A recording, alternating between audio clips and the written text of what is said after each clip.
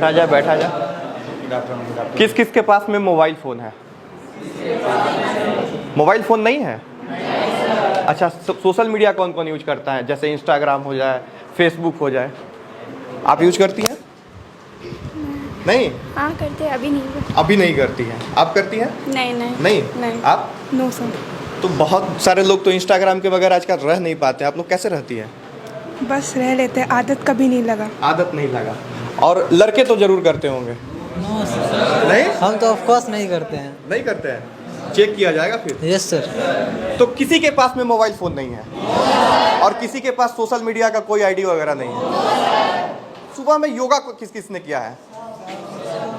अब जरा आप सोचिए कि इस जनरेशन में बिना मोबाइल फ़ोन के, बिना इंटरनेट के और सुबह सुबह उठ के योगा कराना, सर ये कैसे मैनेज कर पाते हैं? अरे सर, ये सब धीरे धीरे हम लोगों को आदत डालना पड़ा। हाँ। मतलब ऐसा नहीं था कि ये संस्थान शुरू से ही मोबाइल फ्री था। व्हेन आई केम इन 2023 तो बहुत सारे बच्चों के पास मोबाइल फ़ोन था। अच्छा। लेकिन उनका क्या, कोविड जब जस्ट ख़त्म ही हो रहा था, मतलब 2022 में ख़त्म हुआ था, तो पेरेंट लोगों का भी मानना था कि मोबाइल तो ज़रूरी है, आपका भी, हर किसी का मानना था। लेकिन हम देखें कि रिजल्ट के समय में भी इस बात का हमको एहसास हुआ कि यार उसका यूज जितना है उससे ज़्यादा मिसयूज है। हाँ। तो ये लोग घर पे कैसे बात करते हैं? घर पे बात करने के लिए एक तो सेंट्रली हमारे पास है वो चोंगा वाला फ़ोन जो होता है, वो भी है। चोंगा वाला उसके अलावा हर हॉस्टल में गार्ड हैं, वार्डन हैं, और ऑफिस में भी 4-5 मोबाइल फ़ोन है। मतलब कम से कम 8-10 नंबर है जिसको आप रीच कर सकते हैं। रात के समय में भी अगर आप चाहें, जब कहीं परेशानी हो जाए तो आप हमको कनेक्ट कीजिए, हम भी आपको कनेक्ट करवा देंगे। और हर जगह वार्डन है, गार्ड हैं, सब। तो ये बिहार का पहला ऐसा इंस्टीट्यूट है जहाँ पे मोबाइल फ़ोन का इस्तेमाल पूरी तरह से बैन है। चोंगा वाला फ़ोन से फ़ोन करना पड़ेगा घर पे, है ना? हाँ। अभी हम लोग पटना के क्रैक जेईई नीट कोचिंग संस्थान में है और इस कोचिंग की सबसे बड़ी खास बात यह है कि यहाँ बच्चे बिना मोबाइल फ़ोन की तैयारी करते हैं। सर, आज के युग में, जैसा कि हमने अभी क्लास में भी पूछा, मोबाइल फ़ोन का यहाँ पे इस्तेमाल नहीं होता है, बच्चों को योगा कराया जाता है, तो कैसे कैसे मैनेज करते हैं और ये थीम कहाँ से समझ में आया कि लोगों को यहीं पे रख के और तब पढ़ाई कराई जाए? देखिए, मतलब हम लोग भी, मैं खुद भी आईआईटी का तैयारी कर चुका हूँ। तो हम लोग जब तैयारी करते थे तो ये चीज़ हम लोगों को, मैं कोटा में करता था, तो वहाँ पे कोचिंग संस्थान कहीं और था, हॉस्टल कहीं और था। मेरे साथ जो कुछ बच्चे थे उनको मैंने ये देखा कि यार कोचिंग के बाद, हॉस्टल पहुँचने के बाद उनके पेरेंटिंग का कोई ख्याल नहीं है, कोई देख नहीं रहा कि वो क्या कर रहे हैं, क्या नहीं कर रहे हैं। तो एक तो मेरा अपने स्टूडेंट ज़माने का एक्सपीरियंस था कि भाई परसेंटेज ऑफ बच्चे जो कि अच्छा करते हैं या सतत लगे रहते हैं वो कम होता है। अच्छा, आज की डेट में यहाँ रुकना चाहेंगे। लोग समझते हैं कि ऑनलाइन पढ़ाई, पेरेंट्स भी मोबाइल फ़ोन देते हैं, टैब देते हैं बच्चों को कि ऑनलाइन बच्चा मेरा पढ़ाई करेगा, लैपटॉप देते हैं, और आप यहाँ सीधे ऑनलाइन से लोगों को हटा दे रहे हैं, सीधे ऑफलाइन जो है तैयारी करा रहे हैं। तो बच्चे कभी ये डिमांड नहीं करते हैं कि भाई हमको ऑनलाइन भी पढ़ना है? देखिए, क्या है कि ऑनलाइन ऐसा नहीं है कि गलत चीज़ है। ऑनलाइन आपके पढ़ाई को सप्लीमेंट कर सकता है। सप्लीमेंट मतलब सपोर्ट कर सकता है, वो रिप्लेस नहीं कर सकता है। समस्या है उम्र का। जिस उम्र के बच्चे होते हैं ना, यहाँ पे 13-14 साल से शुरू होकर के 17 साल तक के बच्चे, इस उम्र के बच्चों को अगर आप मोबाइल जैसा चीज़ दे दें और आप उसको मॉनिटर ना करें तो उसका उपयोग कम करते हैं, दुरुपयोग ज़्यादा करते हैं। इसकी वजह से हमको दिक्कत है। और एक बात बताइए, अगर मैं सुबह 8:30 में यहाँ पहुँच जाता हूँ, रात के 9:30 तक यहाँ रहता हूँ, मेरे यहाँ 13 घंटे रहने के बावजूद अगर उसका डाउट क्लियर नहीं हो पाता है तो क्या वो चीज़ ऑनलाइन में वो क्लियर हो जाएगा? ऐसी संभावना ना के बराबर है। वो सब करने में हम लोग सक्षम हैं।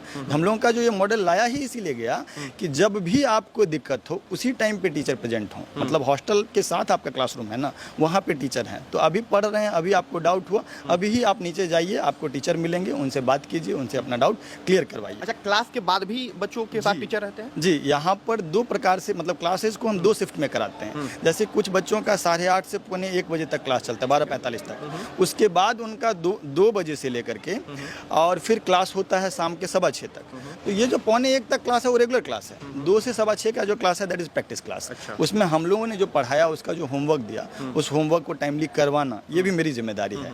उसको बिठा करके वहाँ टीचर अलॉट करके, जैसा होता है ना कि भाई डाउट क्लास में ऐसा है कि जो एक साथ 100-150 बच्चे हैं, एक टीचर है, वैसा नहीं है। 30-35 बच्चे होंगे, 3 टीचर प्रेजेंट होंगे, फिजिक्स के, केमिस्ट्री के, मैथ्स के या बायो के।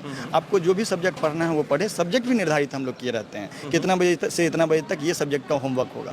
तो जनरली जो हम लोग 7th-8th के बच्चों को जैसे करते थे ना कि अभी तुम्हारा रेगुलर क्लास है, अब तुम्हारा होमवर्क वाला क्लास है, ये फेयर नोटबुक है, वो मॉनिटरिंग हम लोग आईआईटी जेईई नीट के बच्चों को कर पाते हैं और कर रहे हैं, तो उसका एक फ़ायदा होता है। अच्छा सर, आज के डेट में ये तैयारी कराने के लिए, जेईई नीट की तैयारी कराने के लिए मोटी मोटी रकम वसूली जाती है, शिक्षा को व्यापार बना दिया गया है। ऐसे में आपके पास भी मोटा रकम लिया जाता है बच्चों को तैयारी कराने के लिए? देखिए, दो बात कहेंगे। एक तो क्या होता है कि जो भी पैसा कोई भी कोचिंग संस्थान ले रहा है, उसमें हो सकता है कुछ लोग ज़्यादा ले रहे होंगे, कुछ लोग कम ले रहे हैं। क्योंकि एक साथ बहुत सारा चीज़ रन करना है, टीचर हैं, सैलरी है, उसके अलावा रेंटल है, इलेक्ट्रिसिटी है, तो पैसा तो चाहिए, संसाधन तो चाहिए। बाकी जगह से आपके पास में ज़्यादा है या कम है? वही मैं कहता हूँ, इसमें इंटेंट मैटर करता है कोचिंग वाले का, कि वो मेजोरिटी पैसा अपने पास रखना चाहते हैं या ज़्यादा से ज़्यादा पैसे से बच्चों का, मतलब कम से कम पैसे से बच्चों का ज़्यादा से ज़्यादा हेल्प करना चाहते हैं। आप पटना के किसी भी कोचिंग संस्थान में चले जाइएगा तो हमसे ज़्यादा कॉस्ट इफेक्टिव पढ़ाई आपको नहीं मिलेगा। आपको कोचिंग संस्थान ऐसा भी मिल सकता है जो कि साल भर का ही